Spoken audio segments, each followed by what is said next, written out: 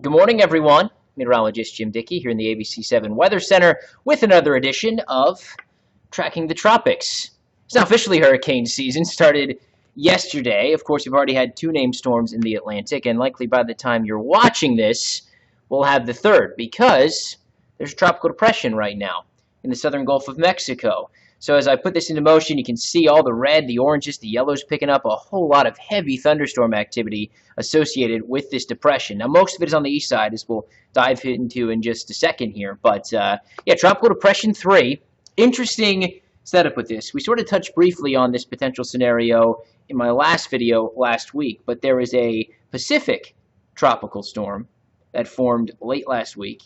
It was meander. It moved over Central America and now has reemerged in the Bay of Campeche. It broke down. I mean, it was just a remnant low and lost its tropical characteristics. But then once it moved back into those warm waters, the Bay of Campeche, it reformed. And now, yes, Tropical Depression 3. It is likely to take a new name, Cristobal, later on today as it tries to reach that tropical storm strength. It's just south of it as this 8 a.m. intermediary advisory, winds 35 miles per hour. It's moving to the west very slowly at 3 miles per hour. Let's get a closer look at the high-res satellite presentation here this morning as we zoom in. So there's a couple features here of note. This is where the Hurricane Center says the center, more or less, of Cristobal is right now. And there's definitely some thunderstorm activity bubbling up right near that center. Let me put this a little bit faster. That loop is absolutely crawling. Now, up here, there appears to be another little spin going on. Perhaps that's the mid or upper level center. Well, what we're going to try to watch for here today, do these two sort of come together and fully coalesce into one well-organized developing tropical storm? I think that's likely to happen. We're going to see this little complex of thunderstorm activity and this complex of thunderstorm activity wrap around. And again, once that does, I think we'll be off to the races more or less with this thing as it becomes a strengthening tropical storm. Also of note, there is a whole lot of deep moisture associated with this system. Look at that blow up of thunderstorm activity over the Yucatan, well off to the east to center. I think that becomes important for Florida as we go forward because there's going to be a lot of tropical moisture thrown our way with this system. But of note, if you're one of my viewers watching from Southwest Florida, as we go through the discussion on this, this is not a threat to us. There's just no indication in any models right now that the center of this thing comes anywhere close to Southwest Florida going forward here. So, again, through the next couple of days, this isn't going to move all that much. There's an area of high pressure off to its north that's sort of blocking it from escaping, but really there's just not a lot of steering flow, period, to move this thing around. So it's just going to sort of sit there over the Bay of Campeche, meander all the way through Thursday, Friday, perhaps make a landfall. That'll be important for the long-range forecast. But note, all of these models, this is a spaghetti plot, so each line a different hurricane model forecast showing you it moves off to the north. And this is by the time we get to the weekend into early next week, it does start to make that northerly progress. And that's as that high slides to the south. Again, still blocking this from coming close to Florida, but giving it that push. It's also going to feel weakness and high pressure to the north, allowing it to find that path of least resistance, pick up some steam, and move northward. And that's what the official forecast from the National Hurricane Center calls for. So here's the cone of concern, and of note, because this is a slow-moving, looping system, it's sort of an odd-looking cone at this point in time. So here's the first question, the big question in the forecast going forward. Does this move over land in southern Mexico? How far south does it get? Because look to the south of where that 2 p.m. Wednesday is marked of then Tropical Storm Cristobal. That darker brown, that's some mountains. If this moves into the mountains, they completely tear the low pressure center of this storm apart, at least for the time being.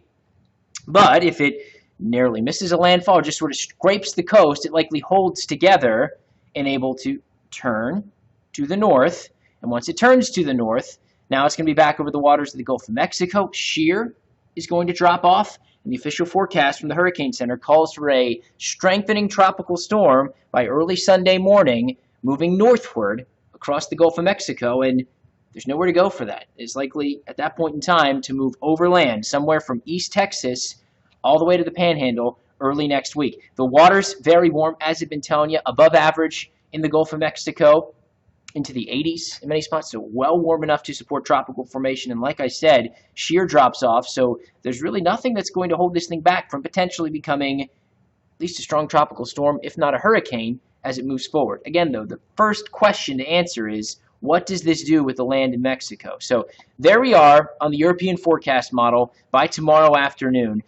The white lines I'm showing you are isobars, or line of equal pressure. So to see a strengthening tropical system, you want to see a bunch of those little circles coming together to show that deepening low pressure area. Not the case just yet, and I think what the European is picking up on is that land interaction keeping this from getting together. But also note, it keeps it just offshore, the center of that, where you see those streamlines. So that would keep its core together and continues to strengthen, if anything, as it sort of swirls there, going all the way through Friday. Now you look off to the south and east, there's your southerly winds starting to push that thing northward, and that's what we'll do. And then again, watch with the European forecast model, those isobars, you see a whole lot more of them, as this is a deepening area of low pressure, potentially a hurricane, as that moves its way towards the northern Gulf Coast, the eastern coast of Texas, as we go into early Monday morning. There's the potential landfall there right along the Texas-Louisiana border.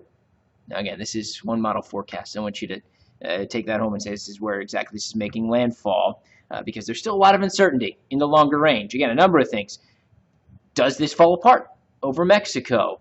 And if so, what's left of it as it moves its way northward? The bottom line, anywhere from the Panhandle to really the Galveston area. You're going to want to watch this system closely as we go into the weekend and as we go into next week, because a landfalling tropical storm, potentially even hurricane, definitely in the cards going forward here. So some takeaways. This is likely to become Cristobal later today, the third named storm of 2020, the earliest we've seen the third named storm on record. Yeah, we're off to a busy start to what's likely going to be a busy season all around. It hangs out the Bay of Campeche through Friday, and then it starts to pick up steam, moves to the north, potentially as a strengthening tropical storm through the weekend and into early next week. So we're talking a potential landfall on the northern Gulf Coast. So again, not a threat to Florida, but definitely a threat to parts of the United States. We'll be watching this closely, so be sure to keep it with us on air and online as we continue to track what's likely to become Cristobal later on today. Until then, I'm meteorologist Jim Dickey. Have a good one.